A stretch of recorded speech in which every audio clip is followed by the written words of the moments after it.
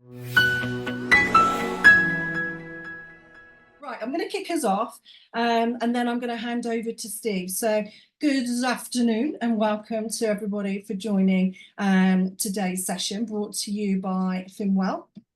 I'll introduce myself first of all. My name is Justine. For those of you that don't know me, I'm head of training here at FinWELL, and this is one of our events that we're going to be running quite a few different events linking financial wellbeing with employee benefits as well. So thanks for taking the time out and joining us today. For anyone or any colleagues that you may know that aren't available today, don't worry, we are recording the session and you'll be able to play back the slides and the commentary as we go along as well. Now, I'm delighted. Welcome to Steve. So Steve is my key speaker today. Welcome, Steve. Thanks for joining us. Let me just do a little bit of an introduction to Steve and also to FinWELL. So from a FinWELL perspective, if you don't know who we are, this is who we are here. We're all about understanding the links between financial education and wellbeing. And we do a lot of work with a number of different employers of different sizes to support the ongoing wellbeing, because we do know that money worries are a significant concern for a lot of people and the impact that has on their mental health as well. So that's kind of who FinWELL are. But Steve's the star of the show, so let me do a little bit of an intro to the lovely Steve. So Steve is our kind of resident employee benefits expert. So Steve has joined the FinWELL team to share his wealth of knowledge. Is it about 40 years, did you say, in the employee benefits sector? Near as damn it. Yep. Near as damn it. Brilliant. So I'm delighted to introduce you all to Steve. And Steve does a lot of work, not just in the employee benefit space, but also understanding the economy, understanding what's going on that's going to be impacting in the workplace as well. And we all know, don't we, that with recent events, certainly with the recent election and yesterday's King's speech, there's a lot of change on the horizon. So we wanted to delve in today with Steve's help as to what employers need to be thinking about and considering in this ever-changing environment that we find ourselves in. So I'm delighted to have Steve on board as well. Let's pop it on one for me, Steve. In terms of today, so we have the lovely offer here. So I don't suppose you're all here just to win an air fryer. We're all here to learn from Steve, but we are going to make available to everyone that's joined today the opportunity as well to not only give us your feedback from today's event, but by completing the feedback form, you'll also be entered into a prize draw. And we do have an instant air fryer that's been provided by one of our clients, Instant Pot Brands. So yeah, watch this space and make sure you fill in that feedback form, which I'll make available to you towards the end as well. So I think as far as formal introductions go, Steve, I think we're there. So I'm going to hand the reins over now to Steve, who's going to talk us through the bulk of this presentation. Feel free to jump in, pop your questions in the chat, and we will have some time towards the end as well to digest any views as well. I'm gonna, before I give it all to you though, Steve, I've got some questions for the audience, nearly forgot that. Right, before we get going then, I've got a couple of questions. So let's pop the first one up on screen now. So this one is just about how you're feeling about the cost of living, and has your personal cost of living costs increased since the start of this year? Again, this is all anonymous, so we're just encouraging people to get involved before we start this morning, and I'll be delighted to hear if anyone thinks they've gone down. Given that somebody told me the other day that the cost of living crisis surely is over now, and I completely disagree. Yeah, I'll shoot that one down. Don't worry. Yeah, I know. So I definitely disagree. Certainly with the people that we talk to, it certainly doesn't feel like it. Yeah, so for most of us, it definitely hasn't gone away. Look, 100% of us are saying, absolutely, the cost of living is still here. It's still impacting us. We're still feeling it in our pockets, which I'm not surprised about. And if we're feeling it in our pockets in terms of our lack of disposable income or ability to save, then the chances are employees are also feeling this as well when it comes to the workplace. So I guess there's a lot for us to consider as employers. There's an awful lot to juggle and be thoughtful of when you look underneath that wellbeing banner. So my next question, before I do hand over to Justine, is what I want to know is what area of employee wellbeing will you be focusing on? So let's have a look and see. I've popped a quick question up there on the screen. So what area of employee wellbeing are you looking to get focused on, if not already, in 2025? And for some, it might be all of them. That's absolutely fine. For others, it might be the mental health agenda. We're going to touch on that as well today. But I'll be really keen to see, what we think, because there's an awful lot going on in the space of wellbeing at the moment. So let's just see if everyone wants to have a go. Okay. Brilliant. The polls are working. Yeah, they are brilliant. Right. So for a lot of people, it could be a combination of all of them. Hopefully you can see those there. So it could be a combination of all of them, but certainly the mental health agenda and maybe the financial health agenda that might sit underneath that as well. So the world of wellbeing is definitely not going away. And if anything, I know, Steve, as you digest the election and the King's speech, which we're going to dive into now, I guess overall wellbeing and employers and employee benefits are definitely playing a big part. So I'm going to shut up now and hand over to Steve. Steve's going to talk us through the presentation. Feel free to just ask some questions, get involved, and I'll hand over to you. Thanks, Steve. Thank you very much. And yes, folks, my camera is deliberately off. I don't like looking at me, so I'm sure you don't either. Hopefully these slides will be sufficient to replace my rather ugly mug.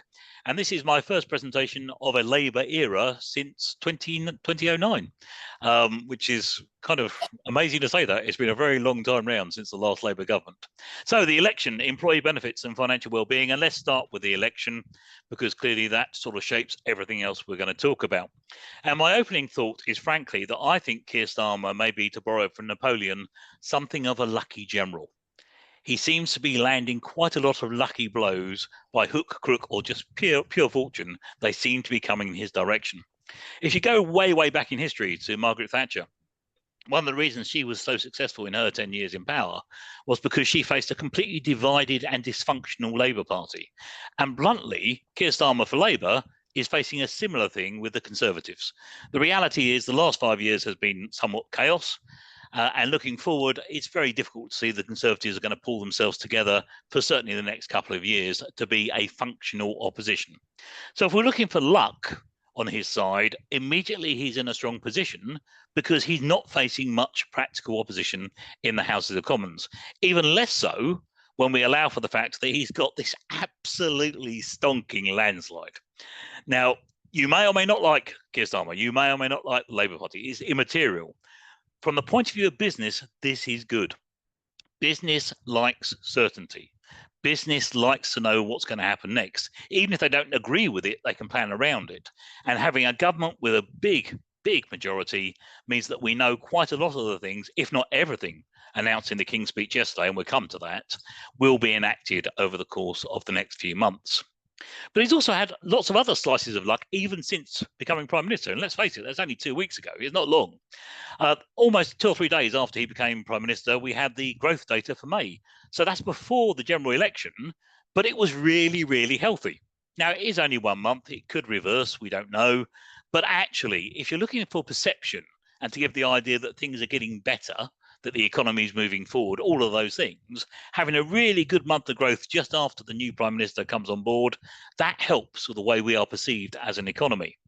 And then, of course, we had the very lucky run of the England football team, who stumbled their way in a terrible form, frankly, right the way through to the final of the Euros. It wasn't pretty to watch, but it did boost the national coffers. It did boost the morale of the English people in the room today. And that's all good. Again, this is all about feel good. If you go back to the early Tony Blair years, you had all the sort of, Britpop stuff going off. That all helps. It's the background noise. And Gareth Southgate, somebody's on mute. And Gareth Southgate also has acted as a human shield for Keir Starmer this week, because actually in Wales, Vaughan Gething, the Labour leader of Wales, has only been in job for 4 months and had to resign, but it didn't even make the top of the news because everyone was concentrating on Gareth Southgate resigning. So again, luck is in Keir Starmer's field, if you like. And then if you look at us as a nation from abroad, suddenly we seem like a different animal. For the last 8 years, the UK has been seen as something of a basket case. That's just the reality. Ever since the EU referendum, doesn't matter which side you're on there, but ever since that, because we really went through this period of political hiatus, when no one really knew what was going to happen, there were lots of things being done on the hoof, it wasn't really done properly, the rest of the world was treating us as a laughing stock. Whereas over the course of the last few months, and in particular the last couple of weeks since the French election, that has changed. So if you look around Europe, first of all, we have the rise of the far right in Italy, France, Hungary, and the Netherlands. That is really bad news, but again, it makes us look a more attractive bet as a nation because we have a centrist government. If you look across the pond, we have one really, really old, quite dysfunctional man up against an even older, very dysfunctional man. That is not a great place for the world economy and indeed for the free world to be. But again, it makes Britain look a little bit more sane and interesting to invest in. And if you go east, we've obviously got the rise of dictators. None of this is good for world peace, and we'll come back to that briefly later on. But all of it suddenly means that investors looking across at the UK suddenly think, do you know what? That's not a bad place to invest after all. So he is, so far at least, a lucky general. And all of this luck combines into confidence, and that leads to investors putting money into the UK. And that's what we've not had since 2016.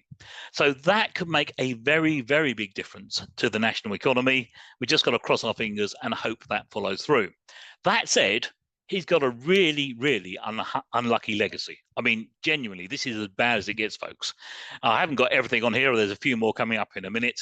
But the high level stuff that the government has to deal with. We had the highest level of debt that we've had in 60 years in the UK. We've had taxes at near historic highs. We've had public spending at the fourth highest ever public spending was last year, and yet public services are crumbling around us. Something that shouldn't be a government's problem is the privatized water companies are in trouble. 2 of them could easily go bust. And if you go back to 2007 and the financial crisis, we're into that area of too big to fail. If one of the water companies goes down, the government is going to have to step in with tens of billions of pounds to really make sure that carries on. And then we've got 1 in 10 councils across England are facing bankruptcy this financial year. That's terrifying. And 1 in 5 are facing bankruptcy over the course of this parliament, the next 5 years. And again, that's going to strain the national finances. And then something that hasn't been mentioned at all since the election, and really should have been, was the day before the election, we had an announcement about the post office scandal compensation, which is going to run into tens of billions of pounds. Well, that hasn't been settled. And a few weeks before, actually end of March to be fair, we had a court case around the women against state pensions increases, which has been rumbling away for donkey's years now. And that's at least £10 billion worth of compensation, at least that, possibly more, that's got to come from somewhere too. So that's all money that's, again, got to come out of the national economy. So when Rachel Reeves says that actually we are facing the worst situation, economically speaking, since the Second World War, she's not making it up. I mean, that kind of is where we are. And we've got an emergency spending review due from Rachel Reeves before the summer recess, which, unless they've moved it, I think is the end of this week. So it could be any time now. I suspect it won't be this week now. I think it'll probably be next week. All of that led the IFS, who are completely independent of any political party before the election, to say that there was a trilemma facing the next government. Should they raise taxes? Should they implement cuts? Or should they borrow more? Or should they do all 3? And that is really where we are. So yes, there are some good things coming down the line. Yes, the change in government has made us look somewhat better or a more sound place to invest in, all of those things. But we do have these challenges just over the horizon. And none of it's made easier by the race to the bottom between the Conservatives and the Labour Party during the general election, when they both guaranteed that they wouldn't increase company taxes, VAT, income tax, or national insurance. And you can see from that pie chart, that makes up most of the Treasury's income from UK PLC, all of us plus all of our companies, etc. So if you can't increase taxes, that does make the other choices a little bit more stark and difficult. So what are the challenges, apart from the ones I've already put through? Well, there's some of them, not all of them. It really is a difficult time. The one we're going to focus unsurprisingly on, since we're talking about well-being, is the NHS. Some of you have heard me do these slides before, I apologise, but it is important that we bring everyone along on the journey to the same point. So let's look at employee health and well-being, and particularly through the medium of the NHS. Now, I've been saying in presentations like this, probably since 2021, that the NHS is broken. And I've got in trouble a few times for saying that. So it's kind of reassuring that the new health secretary has come out and said almost immediately exactly that. Now, that is no surprise to anybody on the call today. If you've had to use the health service in the last 2 or 3 years, we all know that is the score. It's not where any of us want it to be, I'm sure. And it's not something we want to see the back of. But the reality is it is broken. And that, of course, presents problems for employers, employees, and their families alike. This is a chart showing the NHS England, and it is only England, waiting list since the financial crisis of 2007 through to where we are today. Now, the low point for waiting lists just in England was 2.32 million at the start of 2010. Sounds like a lot of people, is a lot of people, but that's within the sort of working parameters of the NHS to get people through the system, sorted and back out quite quickly. So it's not a disaster there. Then, of course, we had 10 years worth of austerity. You can argue about whether that was needed or not. That's not really the case. The truth of the matter is it happened, so let's just accept it, rightly or wrongly. And if you put less money into the system, of course, you're going to get less results out. And that's exactly what happened. So by 2020, we had about 4 million people on the waiting list. It had more or less doubled over the decade. And the day that austerity finished was the budget day in 2020, which was then Chancellor Rishi Sunak, his first budget, after only 4 weeks in post. He announced the end of austerity, and he announced the first pandemic payments on exactly the same day. So the NHS never got a break in between the years of austerity and the start of the pandemic. Then, of course, waiting lists took off. And as the pandemic receded, they then got hit with everything that had been building up during the austerity years.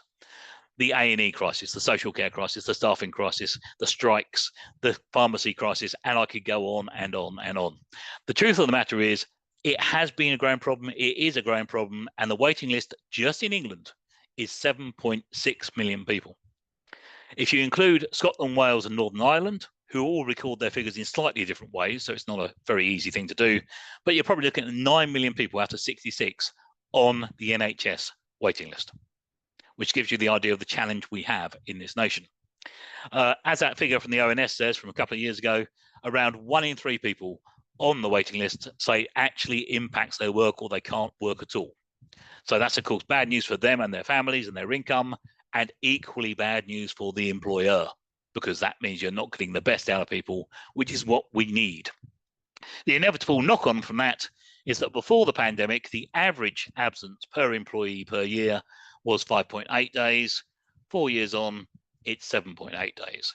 Doesn't sound like a lot, but that's a huge hit to UK PLC in terms of lost productivity, lost days, pay without money, pay without any work in return, all of those things. So we can see that this is fundamentally, yes, it's a huge health issue, but it's also a huge economic issue, which is one of the reasons why it is so high up the agenda for the government, and indeed featured in the King's speech yesterday.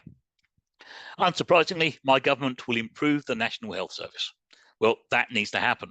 Perhaps more importantly, and going back to our earlier question, is actually the point that they've also said, the Labour government, and this is important, that finally they're going to try and level the playing field between physical health and mental health. And I know quite a lot of you actually said mental health was your priority. Fully understand that. We'll come back to that point later on. But the reality here is mental health has been the poor relation of physical health for some years, and we all know the backlog that's there. So this is all to be welcomed, but it isn't going to unpick the problems anytime soon, folks. Now, the best will in the world, even if the Labour Party can deliver 40,000 new appointments a week, I think is what they were promising, which did seem a crazily big number. But even if they can deliver that, those waiting lists are going to take almost as long as they took to get where they are today, to get down back to the 2 million mark that we saw at the start. So we're looking at a decade, really, before things get significantly better. And all of these things play into employee well-being and indeed your own personal well-being as well, whether you're an employee or not. So when I think of well-being, I always talk about it as a triangle: physical well-being, mental well-being, and the missed element, which is financial well-being. All three sides of that triangle are equally important. But the key point, the point that's so often overlooked, is if one side of that triangle gets damaged, it can take the other two with it. So if you have a physical problem, you might not be able to go to work. That becomes a financial problem. And then that becomes a mental problem because of all the stresses, and so on and so on. So as employers, when you're thinking about well-being, think about all three sides of this. They're all important and they all need to be supported. And since we're talking about financial well-being, that actually featured in a sort of passing way in the King's speech yesterday as well: making work pay. Now, for those of you that haven't paid a lot of attention to the election, and I can kind of understand that, frankly, but for those of you that haven't, hidden away was this idea of a new deal for working people. Sounds a bit American, and it kind of is in some senses, but actually this was the Labour Party's big idea. Now, on the left, we have the Labour Party manifesto, which was 130 odd pages, fun-packed pages of Keir Starmer photos, pretty much. It just seemed to be packed with Keir Starmer photos. Not much in the way of commitments in their manifesto, for the very simple reason that they knew the financial challenges they were facing. So they didn't want to commit to things. But the document on the right, Labour's plan to make work pay, and you can't see the subtitle there, but that is the New Deal for working people. That's the document you need to be looking at, folks, as employers. That was published before the manifesto back in May, and that features a whole host of things for employers to be thinking about and or actioning. And they've even gone as far as to say that they will introduce legislation around this, we'll talk about it in just one second, within the first 100 days of their entering government. Now that clock is already ticking. So we're looking at this legislation very, very early, and the fact it featured in the King's speech means it is a high priority for the Labour government. However, and it's important this, because it does just offset some of the concerns you may have, we've been through this period of government making up policy pretty much on the hoof. So we had 2 national insurance changes in the last year with hardly any warning at all. These things are not easy for anyone to cope with unless you've got adequate planning time. And the one thing that it did commit to in the manifesto that I found useful was a clear commitment that they won't make quick decisions without adequate timing for employers to do things. So on one hand, we got a whole load of legislation coming down the tracks very quickly. On the other hand, I think there's going to be a decent glide time until that legislation turns into actual action for you as employers. What's included in that document, and certainly we can send you a copy of that document after the event, just let us know. Well, all of the above. Lots of things. Some of it's just a continuation of the direction of travel over the years. Others of it are fundamentally new to the game. The one that I would really pick out for you there are changes to 0-hour contracts. Now, most employers have got somebody on a 0-hour contracts. Some employers have got lots of people, if not everyone, on a 0-hour contract. Now, originally, it was suggested that was going to be a ban on 0-hour contracts. It now sounds like they've rode back a little bit on that, which I think makes sense, because there are pluses and minuses to 0 hours. It's not all bad news. But nevertheless, that is going to be a huge change for many, many employers in the virtual room today. Going back up that list, the other big change, I think, certainly for larger employers, is an extension of pay gap reporting. Now, pay gap reporting kind of got pushed into the shadows come the pandemic.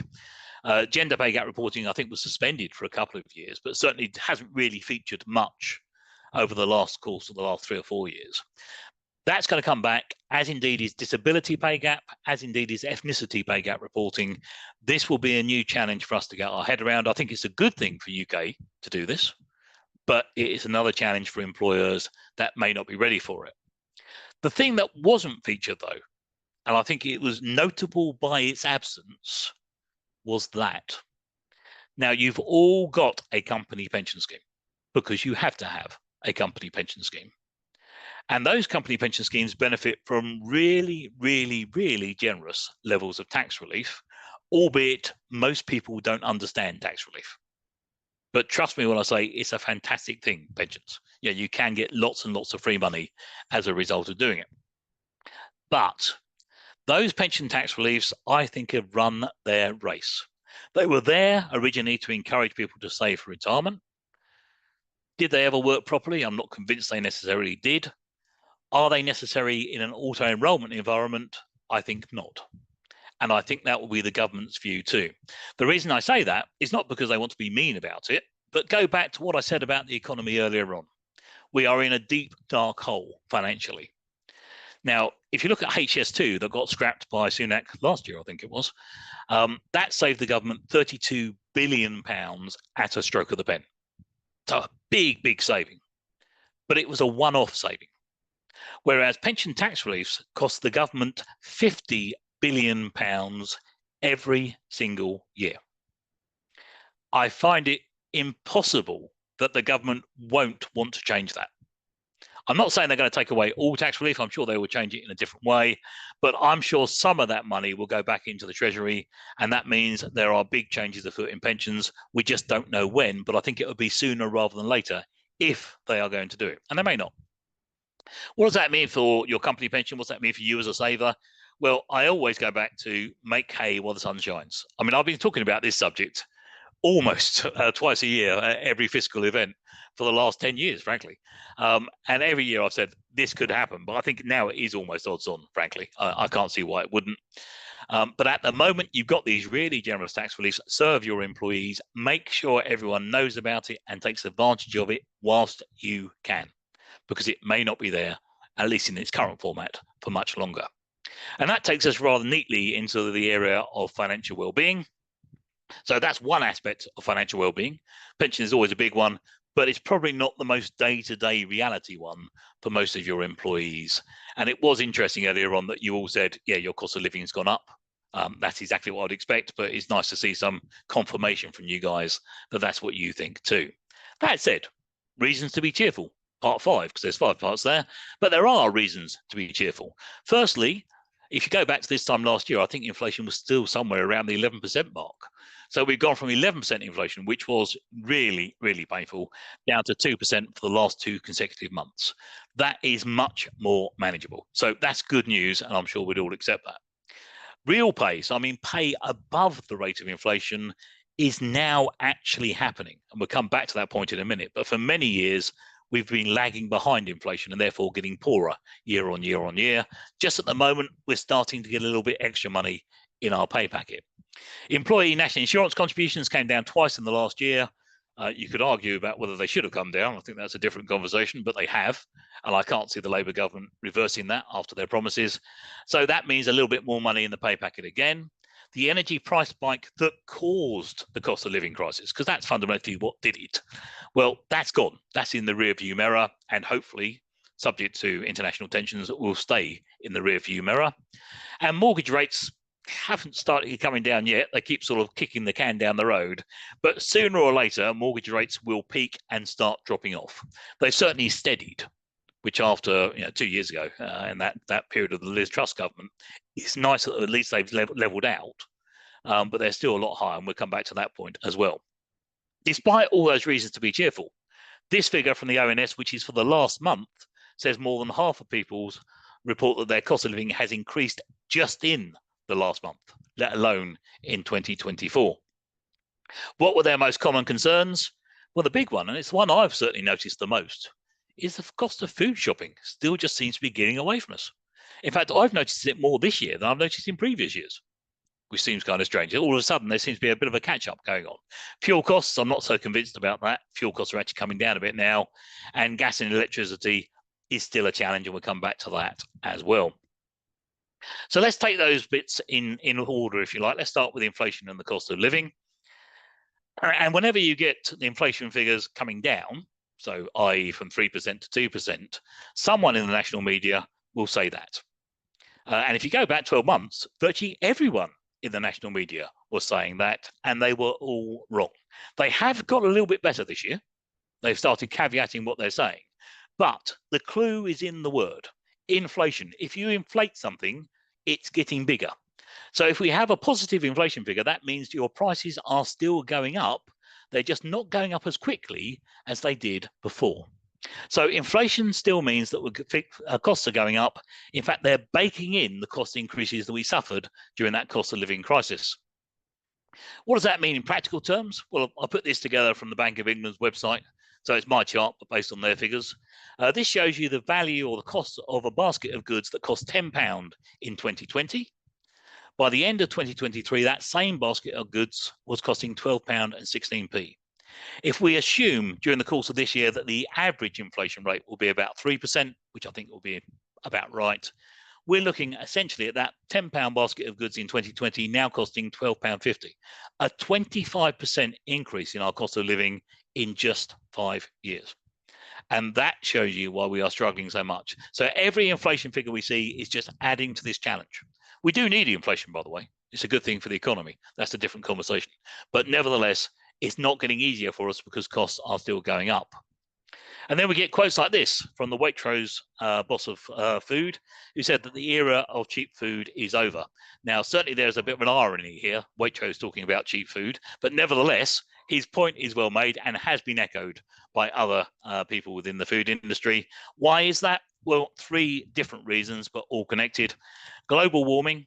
You can argue about the causes of it, and people do. I don't know why, but you can argue about the causes of it, but you can't really argue that it's happening. You know, all of the data says we are getting hotter very, very quickly across the world, and that makes producing food really, really difficult because weather patterns become less predictable. It is more challenging. So if you look just in the UK, we had one of the wettest, if not the wettest winter ever, and spring ever over the last few months. That makes it really difficult to sow crops. If you haven't got crops, you can't feed livestock, etc., etc. Brexit, again, doesn't matter which side of the argument you're on. It's happened. It's in the rearview mirror, but it's thrown up tariff barriers. It's thrown up delays. It's thrown up extra paperwork. Those things all carry a cost. And of course, we're in the foothills, and don't really want to say it, but it's true. We're in the foothills of the Third World War. You know, that is kind of where we are as a globe at the moment. Let's hope it doesn't really go there. But nevertheless, that adds to tensions. And of course, you can't trade with countries that you're at war with or that you've got sanctions against.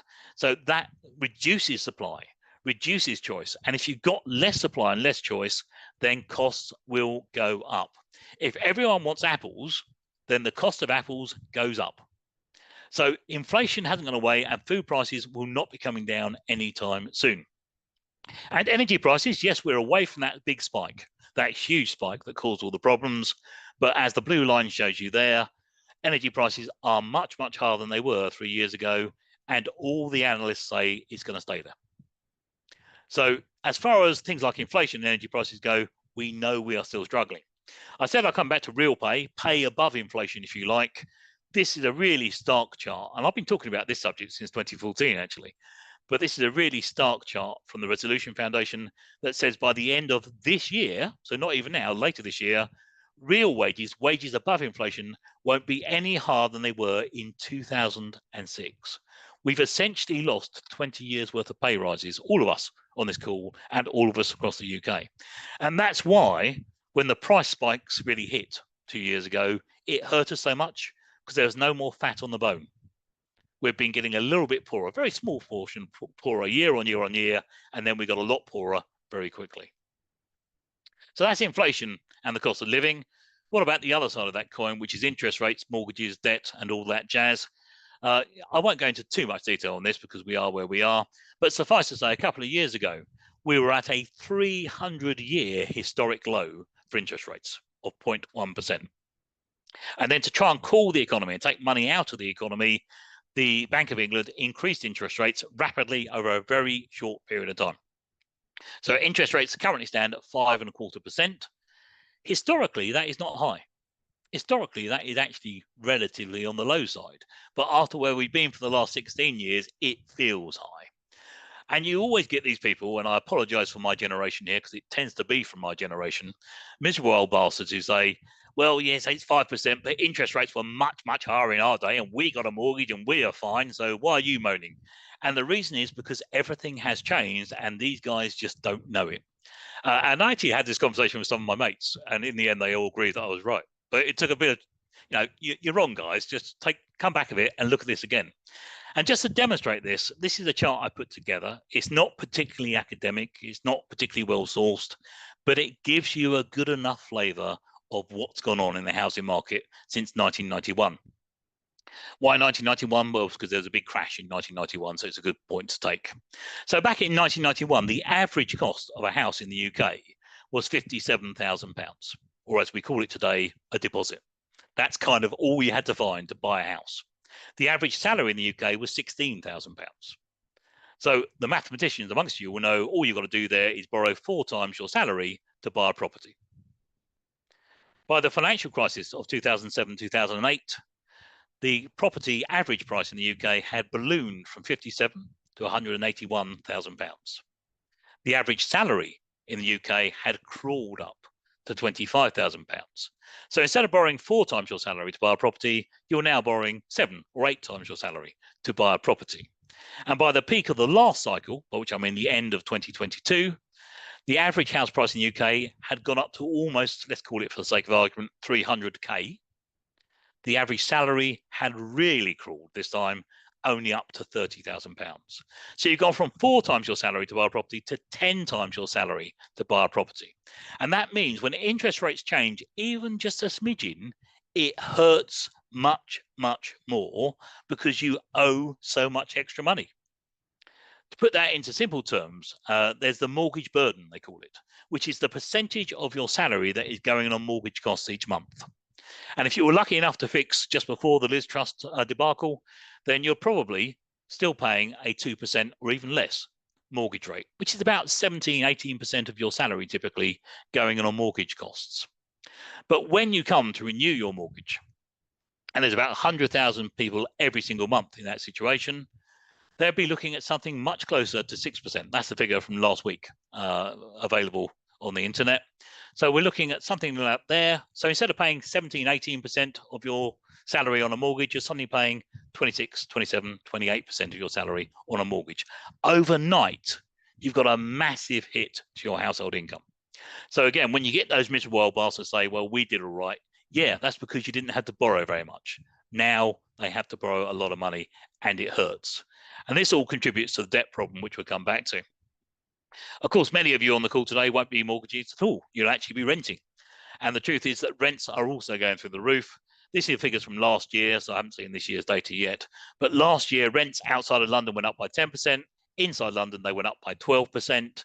But the more important figure is that viewings per property pre-pandemic were 6 people per property.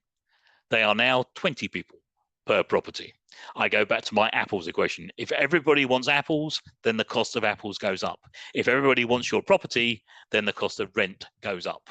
So whether it's mortgage or renting, the cost of living in that respect is going up as well.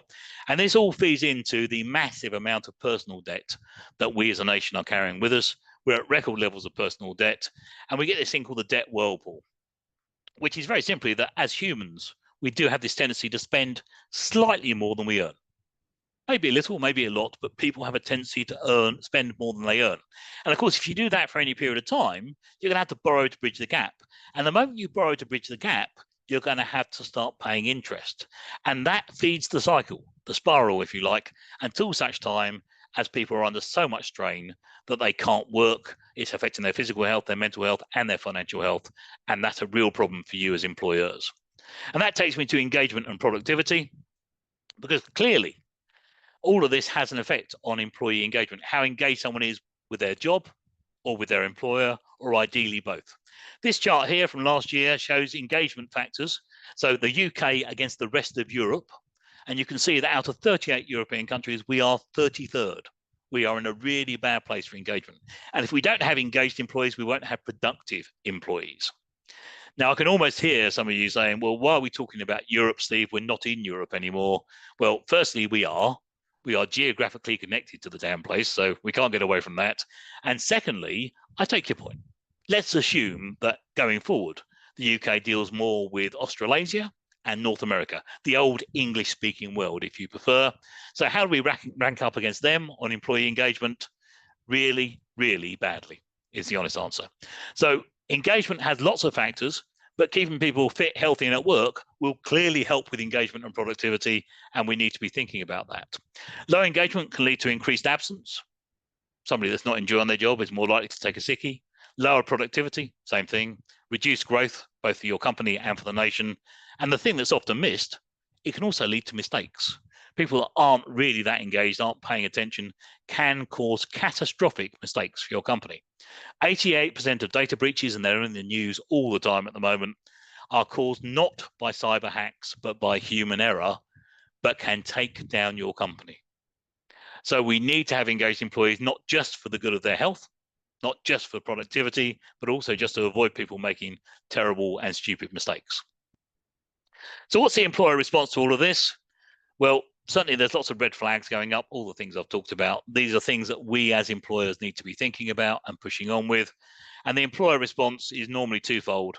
On the one side, we have the traditional response, which I've got no problem with, incidentally, which is you lift the benefits bonnet and find out what you've got available, what you can add to it, what you can augment at low cost, how you can communicate it better, because that's the key failing in most employee benefits. And importantly, how you train your line managers so that they know how to support their employees with what's on offer. Then you've got the more pragmatic response, which is less common, but I'm seeing more of this. I'm judging a lot of awards at the moment. I'm seeing more of this in the awards. Not enough, but more, which is particularly where companies are saying, okay, well, we have the ability to work from home. We have the ability to be more flexible. And these things can save people money. They can support people who are carers, for instance, whatever it needs to be. They can make a really significant difference without costing the employer a single penny. They can do the heavy lifting, if you like. But somewhere in the middle there, I think you need to be thinking about that. From your responses earlier, some of you clearly are, and that's very good, but more of you need to be adding wellbeing, because without the financial wellbeing support, physical and mental health will go south as well. And it is worth pointing out that a pay rise is for now, whereas financial education is forever. Once you understand how you use your money, you will use it better year on year on year, long after your fairly small pay rise has been long forgotten. To borrow from Benjamin Disraeli, give a man a fish, he will eat for a day. Teach a man to fish, he will eat for a lifetime, and probably smell a fish, but that's a different question. The reality is that actually, if you can help people understand money better, and most of us on this call have never been taught anything about money, then it will help your employees for a very, very low cost. My final thoughts before I pass it to Justine and my voice entirely goes. So, threefold. Firstly, we cannot get away from the reality that this is genuinely as bad as it gets economically. You know, we've been flatlining in this economy for the last, 3-4 years, frankly. And we've got all those other challenges. So it isn't going to be a quick win, but we've got this sliver of opportunity of suddenly being perceived as a more stable economy, a better environment to invest in. And I think with a bit of luck, that will carry on. The New Deal that Labour are putting forward will present many challenges to you as employers, but it's also an opportunity, and it will also help boost productivity in many ways. So I don't think we should be too negative about it. And many of your employees, it will help you as well. It will give you protection. But the most important thing is that you've got to get that triangle right. You've got to support physical, mental, and financial well-being, because if you do that, you'll get better engagement, better productivity, happier employees, all of those things that we all want and are all quite difficult to achieve. Just before I wrap up, most of you know me from employee benefits work. I'm still kind of in that field, but not much. Work keeps coming at me from people just because they know me. But basically, at the moment, I'm doing more of my own thing. I'm doing keynote speaking, such as today, but for other events as well. Coaching on how to make webinars work and reach a new audience, how to present really well, and hopefully I've done some of that today, but not enough, frankly. And finally, if you need research development articles, all that jazz, I'm very happy to have a conversation. Or if you just want to pick up the phone and say hello, it'll be delighted to have a chat with you. I'm going to shut up now and pass back to Justine because my voice is going. Thank you. Oh, well, congratulations, Steve. Lots and lots of food for thought, and, change, is a good thing. And like you say, there's a lot of challenges. I wrote down the, what's that D Ream song, things can only get better, right? So I look at it, I do feel optimistic about the future, but I think there's still a lot of work to be done in the employer space around all those elements of wellbeing that you touched on as well. So Right, before we get to questions then, just a bit of a plea from Steve and I, really. Hopefully you've enjoyed our session today, and I'm just going to pop in the chat, hopefully that's gone in there, our feedback form. So I want to give you an opportunity just for a minute to, let us know your thoughts. Obviously anonymously as well, but that will also give you an opportunity and a chance to be in the draw for our instant air fryer that we're giving away today. I'm really gutted, Steve, that I can't fill in that feedback form and get an air fryer, because I really want an air fryer. And it is worth pointing out as well that air fryers are really economical. So if you're going back to financial well-being, they're a good thing to have. They are indeed. So take a minute to have a look at that feedback form and get yourself into that draw for the air fryer as well. If anyone does want to reach out to either myself here at FinWELL with the work that we do in the financial well-being space as well, please do connect with myself, and also with Steve. Steve's got lots of years of experience in this space and in the employee benefit space as well. So really encourage you to connect with us on LinkedIn as well, and just pick up the phone and reach out. And if we can help in any way, please do. Now, Steve, should we give it a few minutes, see if anyone's got any questions or any reflections in terms of any of the things that we've touched on today? Does anyone want to come off mute and ask us a question before we close down? Be brave. Today? Yeah, be brave. I can see the tumbleweed. Yeah, it's all right. I get it.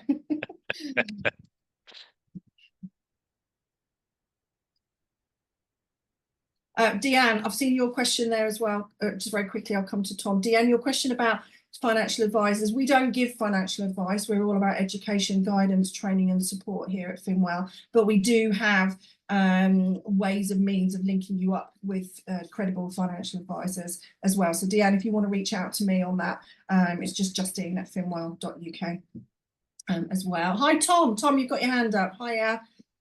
Yeah, thanks, Justine. Steve, just before I go to that, just want to say massive thanks. That was a great presentation, loads of great detail, and really enjoyed your joke about Trump and Biden as well. So that did make me chuckle through that one.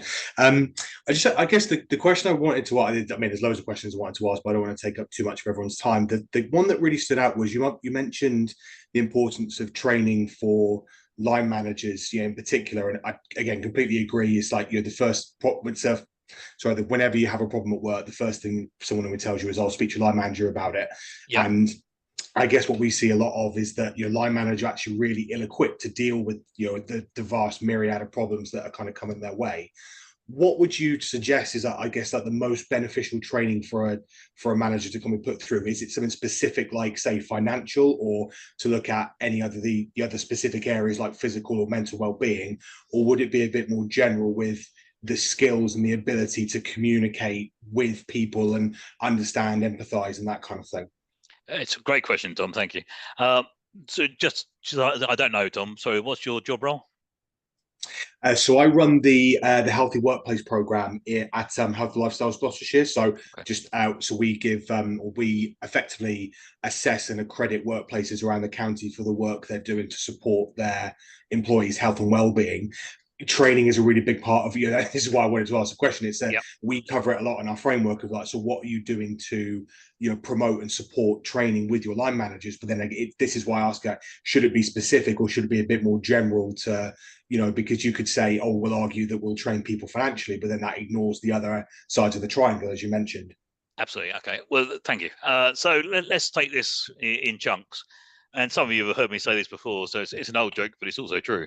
The natural enemy of HR is the line manager. And I say that quite genuinely because HR don't want precedent being set, and line managers are terrible at that. They will just make it up as they go along. They will say things they shouldn't do, and that causes HR all sorts of issues. So as a first starting point anyway, there needs to be a closer interface between line managers and HR to avoid that. In terms of what training, it depends on what you've got, but I think that the simple starting point is it needs to be bespoke based on each company's benefit package. So you can say to the line manager, okay, Joe's got this problem, where should you point Joe from within that package? So, some companies will have very few things, other companies will have everything. But the reality is it doesn't matter what you've got, almost certainly no one knows how to access it, what it does, or basically even where it is. So it's all about getting the communication right, so the line manager knows what's there and can point people towards it. So I think it probably needs to be bespoke. It doesn't need to be too heavy, and if it is, line managers will switch off. It's got to be just enough that you can help them do their job. Yeah. Okay, that's great. Thanks, Steve. Really appreciate it. I would echo that. I think maximising existing employee benefits and how we can go about supporting people. And that's something we do here at FinWELL, is work with employers to make sure that colleagues understand what their existing benefits already are. And I think as a line manager, I would want to know what's already in place, how I can access it myself. But if somebody came to me, how could I help them access those employee benefits? So I think that whole education bit is sometimes the missing link. We see that in the work that we do at FinWELL, because great benefits, but employees are not taking them up. And the missing link is that education and communication that's in the middle. Absolutely. There's a couple of ends up. This is great. Should we go? I think Deanne was first. Yeah, Deanne. Hi, Deanne. Hi, thank you. Yeah, so I'm a HR manager in education, and starting from at the next academic year, my role is changing slightly. It's being enlarged, I guess, to HR and wellbeing manager for the school. Okay. I am myself a trained mental health first aider, but I am the only one on site for sort of 120 staff. Wow. So I only deal with staff, I don't deal with the students. I am trying to make some inroads, and I've been here a couple of years, so I'm trying to sort of raise the awareness around mental health. I've put in place a mental health literature library, just as a start. So I'm trying to get some sort of information leaflets and sort of self-help books around that. But the triangle that you referred to, Steve, was really interesting. And I know that I want to go down these sort of financial well-being and physical well-being routes. I don't know where to start. So I guess I'm just saying, if it's okay with both of you, Justine and Steve, I'd like to reach out to both of you to understand what quick wins, I guess, if there is such a thing, I could consider quite early on in the next academic year, just to try and help push this along, really. Yeah, there are plenty of quick wins, and that's why I'll let Justine go, because you've got the financial wellbeing champions first. Do you want to do that bit first? So. Well, all I was going to say, Deanne, I've just popped my email in there as well. So just drop me a line and we'll pick this up. But you're absolutely right about teachers being equipped, certainly from a financial wellbeing perspective. So there's definitely things that we can help you with from there as well. And being one mental health first aider in a population of 120 is quite a hefty responsibility. And then there is there's lots of resources out there from the mental health side of things as well, again, which I can signpost and show you. So Deanne, drop me a message and we'll get a call in and we'll have a chat. Excellent. Absolutely. Thank you very much. Sarah? If you're still there, Sarah? Oh, there you are. I'm here, yeah, sorry. Just turning my mic off. It was just kind of adding on to some of that, and Deanne might be interested. So I actually work for the Public Health Department in Northumberland at part of the council. And my role is to talk about financial wellbeing, but we're using that making every contact count model. So I think that's a really nice way for people to do some training that's often available in your area for free from whoever does it there. It might be your health service or it might be public health, that do make every contact count, which is about how to have, using those opportunities to ask some questions. And then in some places we do, there are other people like me who talk about money specifically, but like how to have conversations about money. So just people can tap into that resource as well as another way to start having those slightly difficult conversations. Yeah, and to be fair, within any company, I mean, regardless of size, obviously in your case, it's going to be a sizable organisation, but within any company, you'll have pockets of expertise that you can tap into. The reality is companies aren't very good at doing that.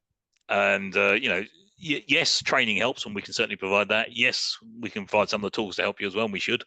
But you should also use the local resources available to you. And it sounds like you are, which is great.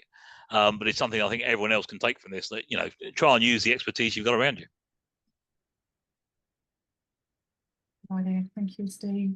Brilliant. And Sarah and Deanne, if you want to connect and if you've got any resources, Sarah, that you want to share so that I can pass on to people as well, you know, feel free to signpost any resources that you've got that might help other people that are either listening or on the call.